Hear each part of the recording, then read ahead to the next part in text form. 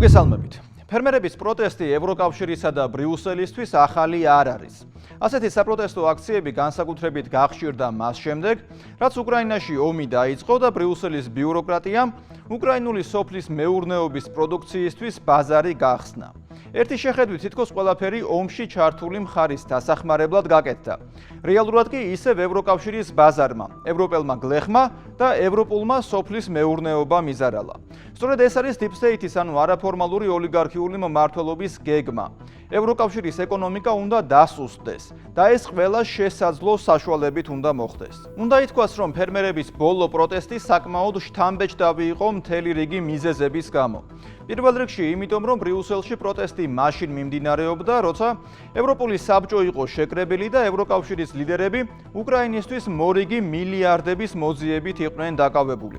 ფერმერების პროტესტის ფონზე ახალი თავისუფალი ვაჭრობის შეთანხმების გეგმა შეჩერდა, თუმცა დროებით. ევროკავშირის ლიდერებმა გადადეს მერკოსურის ქვეყნებთან სავაჭრო შეთანხმების ხელმოწერა. საუბარია სამხრეთ ამერიკის ქვეყნებთან სავაჭრო შეთანხმებაზე. ევროპელი ფერმერები კი შიშობენ, რომ ამ შემთხვევაში ევროპულ ბაზარს სამხრეთ ამერიკული ქვეყნების სოფლის მეურნეობის იაფი პროდუქცია წალეკავს. სწორედ ამიტომ გაიმართა აქცია. მეორე რეალობა კი ის არის, რომ ევროკავშირის სოფლის მეურნეობისა და ევროპელი ფერმერებისთვის მხოლოდ მერკოსურის ქვეყნებთან სავაჭრო შეთანხმება არ არის პრობლემა. ასევე პრობლემას წარმოადგენს უკრაინის იაფი მარცვლეული, რომლის შედინება ევროკავშირში ევროპელი ფერმერების სერიოზულ პროტესტს იწვევს. მაშინ, როდესაც ევროპელი ფერმერების პროტესტი მერკოსურის შეთანხმების წინააღმდეგ არის მიმართული, ევროპული აგროსექტორის წინააღმდეგ კიდევ ერთი ფრონტი ჩუმად გაიხსნა ბანერებისა და ტრაქტორების გარეშე. მაგალითად, ევროკავშირის მიერ კიევის მხარდასაჭერად დაწესებული შეზღუდვების შემსუბუქების შემდეგ ევროპული ბაზარი 800,000 ტონა უკრაინულმა შაქარმა წალეკა. 2024 წლის ივლისში ევროკავშირმა უკრაინული პროდუქციის 7 სახეობაზე სასწრაფო მუხრუჭი დააწესა. ეს ნიშნავდა, რომ უკრაინული სასოფლო სამეურნეო პროდუქციის იმპორტის შემზღუდავი სპეციალური მექანიზმი ამოქმედდა. ეს მექანიზმი აქტიურდება თუ მარცვლეულის, შაქრის, კვერცხის და სხვა პროდუქტების ჭარბი ნაკადი ევროკავშირის ერთი წევრი სახელმწიფოს ბაზრის დესტაბილიზაციას იწვევს. საინტერესო დეტალი კი ის არის, რომ მუხრუჭის მექანიზმი ფერმერების პროტესტის შემდეგ ამოქმედდა. 2023 წელს ევროპულ ბაზარზე 6,2 მილიონი ტონა უკრაინული მარცვლეული შევიდა. უკრაინიდან ქათმისა და სიმინდის მიწოდების შედეგის დაახლოებით მსგავსი იყო. მაშინ პოლონელი ფერმერები გაკოტრების პირას იყვნენ და უკრაინასთან საზღვარი ტრაქტორებით გადაკეტეს. მხოლოდ ამის შემდეგ აღადგინა ბრიუსელმა კვოტები. ალბათ ყველაზე დასამახსოვრებელი, რაც ბრიუსელში ფერმერების საპროტესტო აქციამ გვაჩვენა, არიან ის ადამიანები, ვინც ქუჩაში დაყრილ კარტოფილს აგროვებდნენ. დიახ, ბრიუსელის მოქალაქეები ფერმერების მიერ ქუჩაში დაყრილ კარტოფილს აგროვებდნენ. არადა ვსაუბრობთ ევროკავშირის დედაქალაქზე, სადაც წესით ასეთი რამ წარმოუდგენელი უნდა იყოს, მაგრამ Deep State-ის, ანუ არაფორმალური ოლიგარქიული მმართველობის მარიონეტების პოლიტიკა აქამდე მიიყვანა ევროკავშირის და ბრიუსელის მოქალაქეებიც. ფერმერების პროტესტის შესახებ ნახეთ გიორგი მდივანის სიუჟეტი. სანამ გასულ კვირას Deep State-ის მიერ მართული ევრომარიონეტები ბრიუსელში ზელენსკის რეჟიმისთვის მრავალმილიარდიანი სესხის გამოყოფაზე ბჭობდნენ. იმ დროს ევროპელი ფერმერები, რომლებიც ევროკავშირის აგრარული და მწვანე პოლიტიკით ძალზედ შეწუხდნენ და ეკონომიკურად დაიჩაგრნენ, თავის ბრას გამოხატავდნენ ევროკრატიის მიმართ. ეს უკვე ერთგვარ ტრადიციად იქცა. წელი არ ჩაივლის ისე ევროპელმა ფერმერებმა საკუთარი პროტესტი რომ არ გამოხატონ ბრიუსელის დამაზიანებელი პოლიტიკის გამო. ევროპელი ფერმერების პროტესტის მიზეზი ამ შემთხვევაში ევროკავშირის დაანონსებული თავისუფალი ვაჭრობის ხელშეკრულების გაფორმება იყო ლათინური ამერიკის, მერკოსურის სახელით ცნობილი ქვეყნების გაერთიანებასთან, რაც 5 ქვეყანას მოიცავს: არგენტინას, ბრაზილიას, ურუგვაის, ბოლივიას და პარაგვაის. ევროკომისია დიდი ხანია ემზადება ამ ხელშეკრულების გასაფორმებლად. მოლაპარაკებები 20 წელზე მეტია რაც მიმდინარეობს. მაგრამ ამ ხელშეკრულებამ შეიძლება ისედაც სულ დღეში მყოფი ევროპელი ფერმერების მდგომარეობა კიდევ უფრო დაამძიმოს. ევროპელი ფერმერები ბოლო წლების განმავლობაში ისედაც მძიმე გამოწვევების წინაშე აღმოჩნდნენ. ევროკავშირის მწვანე პოლიტიკა და მის შედეგად დაწესებული შეზღუდვები. ფერმერებს ბევრი პესტიციდის გამოყენების საშუალებას არ აძლევს და მათ საქმიანობას უძვირებს. შემდეგ იყო უკრაინიდან მასობრივად შემოსული იაფი მარცვლეული, რამაც აღმოსავლეთ ევროპული ქვეყნების ფერმერები ისე გააბრაზა, რომ მათ სარკინიგზო მაგისტრალი გადაკეტეს. ამას დაემატა ენერგორესურსებზე გაძვირებული ფასები და ყველა მხრიდან ევროპელი ფერმერების მდგომარეობა გაუარესდა.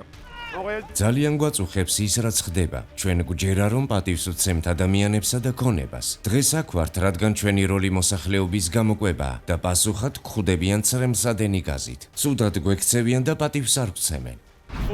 სწრაფად უნდა გამოვხიზლდეთ. წინააღმდეგ შემთხვევაში ფრანგული და ევროპული სოფლის მეურნეობაც კი მოკვდება. როგორც ჩვენ ვამბობთ, ფერმერების გარეშე მომავალი არ არსებობს. ბრიუსელის ევროპულ კვარტალში, სადაც ევროკომისია და ევროპარლამენტია განთავსებული, დემონსტრანტებმა დაცვითი ბარიკადების გარღვევა დააპირეს. პიროტექნიკა გამოიყენეს და კოცონი დაანთეს.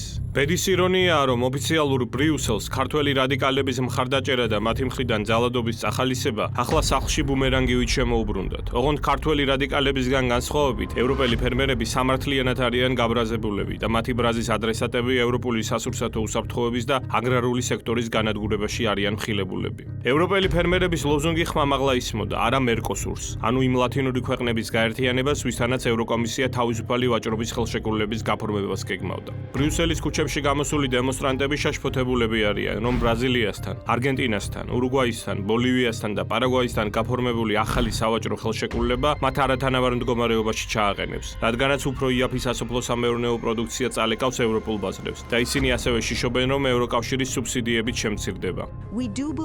ჩვენ გვჯერა, რომ ეს უსამართლო გარიგებაა და ფერმერულ საზოგადოებას არ ესმის, როგორ არის შესაძლებელი, რომ ევროკავშირის კანონმდებლები მათგან მეც მოითხოვენ მდგრადობისა და ინვესტიციების კუთხით.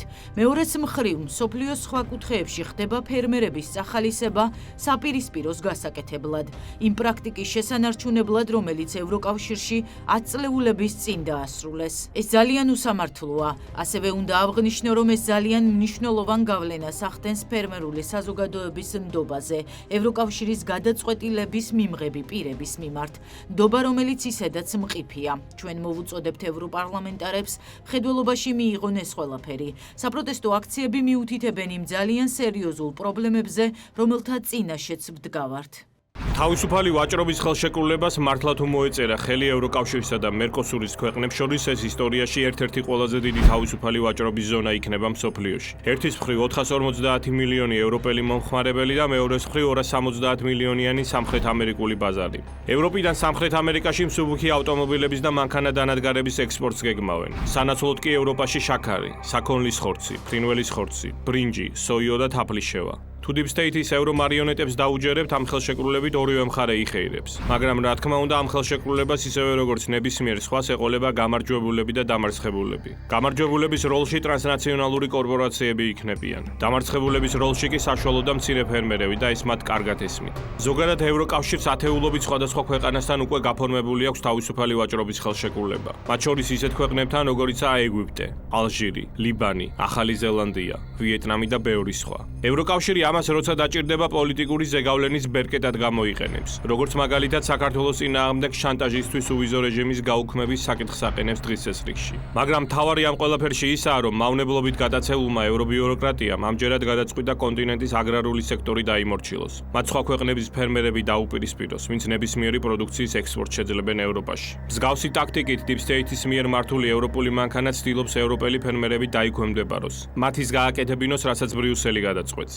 ევროპელი ფერმერები უკვე მე რამდენი წელია ბრიუსელის პოლიტიკას უპირისპირდებიან. ამიტომაც რაც უფრო მეტ ქვეყანასთან გააფორმებს ევროკავშირი თავისუფალი ვაჭრობის ხელშეკრულებას, მით უფრო მოწყვლადი გახდებიან ევროპელი ფერმერები.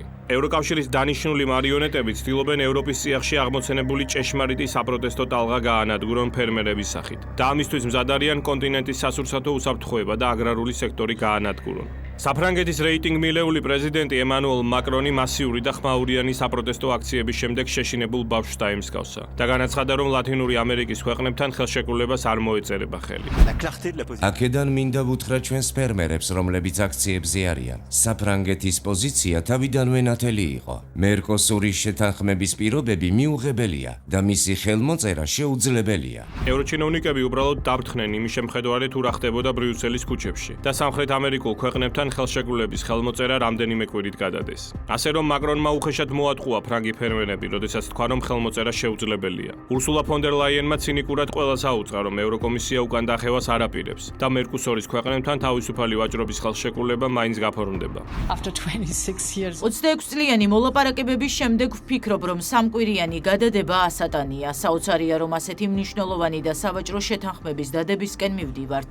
საკმაოდ დარწმუნებული ვარ, რომ საბოლოო ჯამში მას სახლში ჩამოვიტანთ.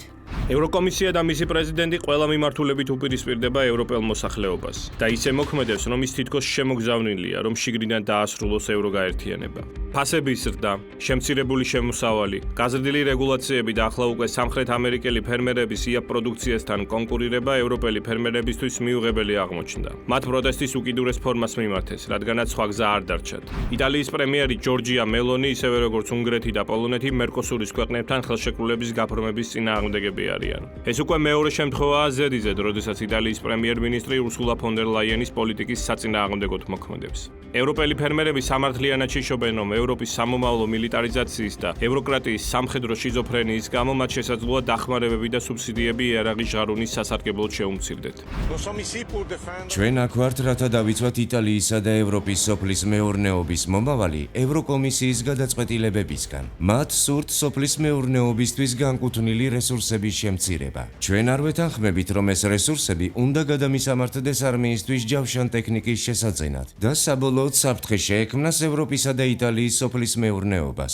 განრისხებული ფერმერები და მცირე მეწარმეები ევროკავშირის დედაქალაქში სხვადასხვა ბოსტნეულს ყრიდნენ გზებზე პროტესტის ნიშნად. კარტოფილის სიუხვე თვალშისაცემი იყო, როდესაც გზა ჩაიკეტა და მანქანები ვეღარ ახერხებდნენ მოძრაობას. მაგრამ როგორც აღმოჩნდა, კარტოფილი ბრიუსელის მაცხოვრებლებში მოთხოვნადი პროდუქტია. ინფლაციის და სხვა ეკონომიკური პრობლემების გამო მალევე გამოჩნდნენ ის ადამიანები, ვინც უბასო კარტოფილის შეგროვება დაიწყო სახლში წასაღებად. ევროპაში ფერმერების პროტესტი 2022 წლის ბოლოს დაიწყო და 2024 წლისთვის აღმოსავლეთ და დასავლეთ ევროპის თითქმის ყველა ქვეყანა მოიცვა რამდენიმეს გამოკლებით. ზოგადად ბოლო 10 წლეულის განმავლობაში ყვითელი ჟილეტების შემდეგ ეს ყველაზე ხმაურიანი და განგრძობადი საპროტესტო ტალღა იყო ევროპაში, რომელსაც სოციალურ-ეკონომიკური მოთხოვნები გააჩნდა. ეს საინტერესოა, რადგანაც აღნიშნული საპროტესტო დემონსტრაციები ჭეშმარიტად სახალხო ხასიათისაა, კონკრეტული ეკონომიკური მოთხოვნებით. ეს პროტესტები პანევროპული სულისკვეთებისაა, სადაც აბსოლუტურად ყველა ქვეყნის წარმომადგენელი ღებულობს მონაწილეობას. აქ არიან პოლონელები, გერმანელები, ფრანგები, იტალიელები, ბერძნები, ჰოლანდიელები, ლიტველები, ლატვიელები და ასე შემდეგ.